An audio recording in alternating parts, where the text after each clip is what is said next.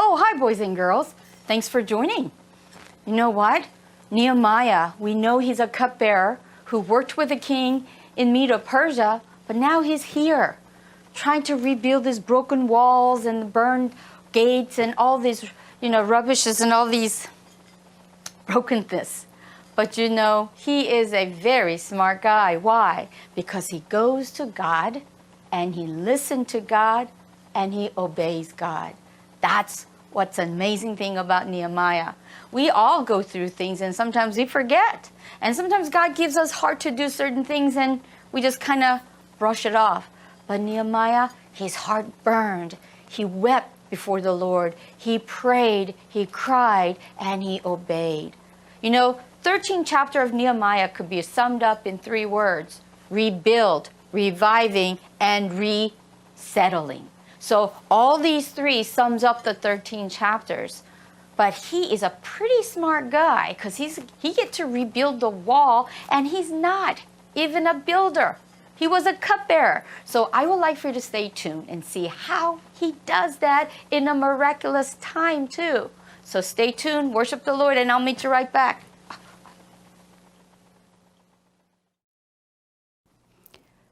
God loves you, and so do I. We all love you, and don't forget that. And Jesus' act on that cross represented his love, his protection, his guidance, his forgiveness, as well as hope for the future. Nehemiah knew how much God loved him, and that's why he loved the things God loved, and he hated things God hated. So when he heard the devastating news about Jerusalem, his heart ached. Now, one thing you need to know, Nehemiah was not born in Jerusalem, and yet he had a heart for that nation. Why? Because he loved God and he loved what God loved. So for us to do what is good and what is right is for us to remember and to know how much God loves me and to learn more about him for us to love him back. Then naturally, we will like the things God likes and hate the things that God hates. So Nehemiah, when he heard that and when he wasn't feeling well, from that news, he sat and cried. It's okay to let our emotion out to God, but do not let that emotion dictate our action. All he did is he went to God so that he would do the right thing. So after he sat and wept, he knelt and he prayed. He talked to God. He made petition.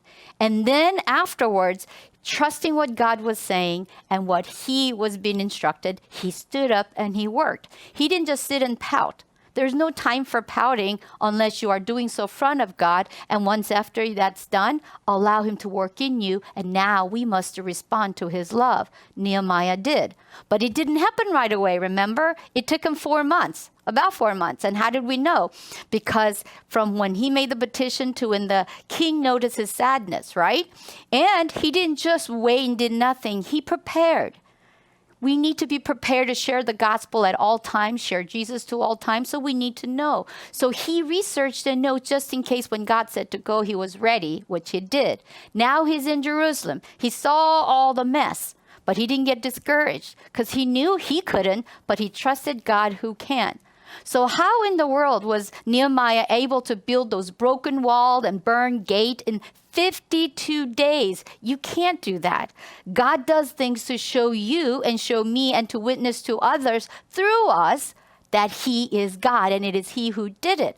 So how did he do that? Not only was a challenge to build a wall and gate all over again, but there were opposition. There were enemies. Sanballat and Tobiah and others were constantly discouraging him, threatening them. And they were lying and doing all kinds of mess. And how did he go against it? Because he stayed alert to God. He knew what was right and wrong. God gave us that wisdom, so we need to be close to him.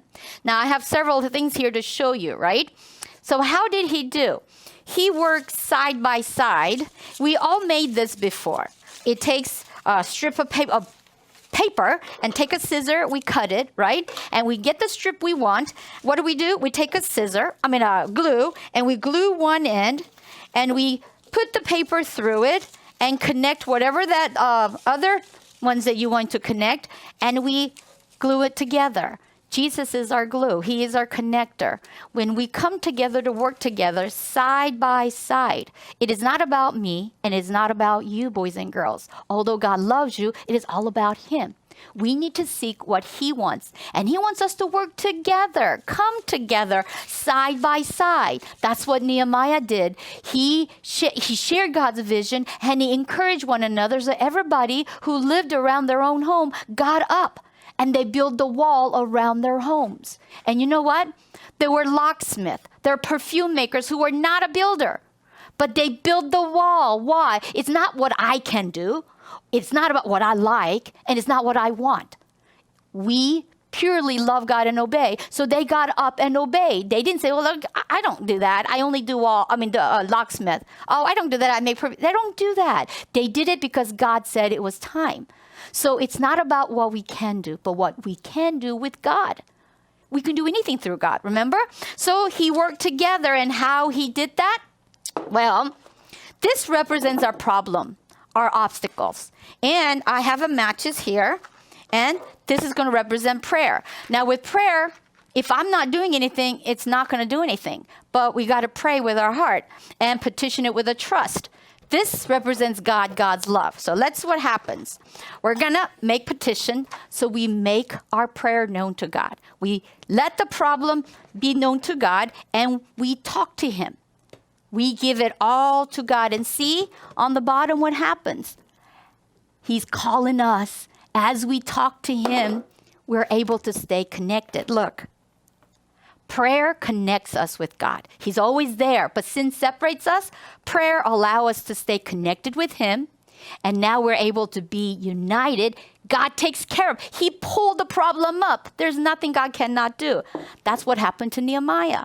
He did everything through prayer. So boys and girls, what about you? Doesn't matter what you're up against. God can do it. But we got to go to Him in prayer, and you must receive Him as your Lord and Savior. So would you pray with me? Oh, by the way, if you go to chapter 4, verse 20, it says, God will fight the fight for us. He will do all the work. We just go to Him. So let's go to Him in prayer. Father, we thank you and praise you for your amazing love. And thank you for calling us to be your children. Be with our boys and girls. And if there's anyone out there who have not yet received you, I pray in Jesus' name that you will call them and allow them to receive you and be part of our family. And for other boys and girls or other families of brothers and sisters in Christ, help us to be encouraged by you, able by you, and build spiritual muscle to do your work. We thank you. We praise you in Jesus' name. Amen. Great job, boys and girls. Now wait for the announcement.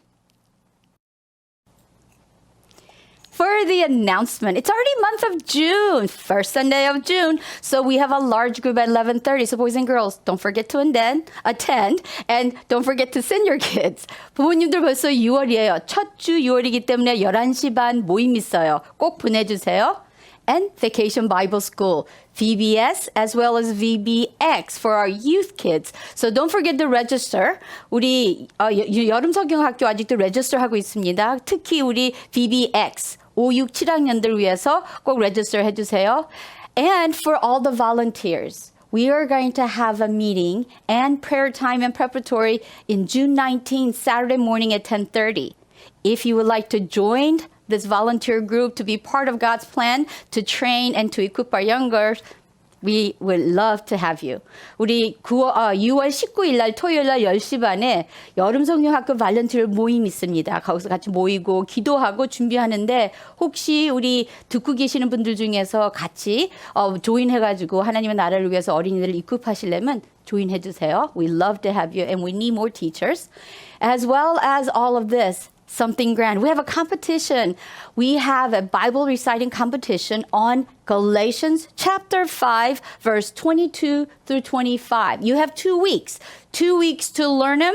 And the order, or I guess the way we would judge is how enthusiastic you are, how dramatic you are, accuracy, as well as presentation. So we're going to do that, and the price is really good. So I encourage all of you to do. For kindergartners, you only need to do verse 22 and 23. So that way everybody else has to do a whole lot more. 우리 암성 대회가 있을 겁니다. 어린이뿐이 아니라 모든 사람들이 할 수 있게끔. 그리고 갈라디아서 5장 22절부터 25절입니다. 2주가 있습니다. So 6월 22일 midnight까지 저한테 비디오를 리코드하고 보내주셔야 돼요. 그래서 얼만큼 그 말씀 하나도 빠짐없이 하고 그리고 또 very dramatic하게 하나 그리고 얼만큼 passionate한 것을 거기서 보고 우리가 저기서는 상을 드리겠습니다. So it is for everyone, not just children ministry. Everyone who's interested, it is for you. So I encourage you to participate 2 weeks by midnight, June 20th. I need you to send me the video. Meanwhile, have a wonderful week and be victorious. See you next Sunday.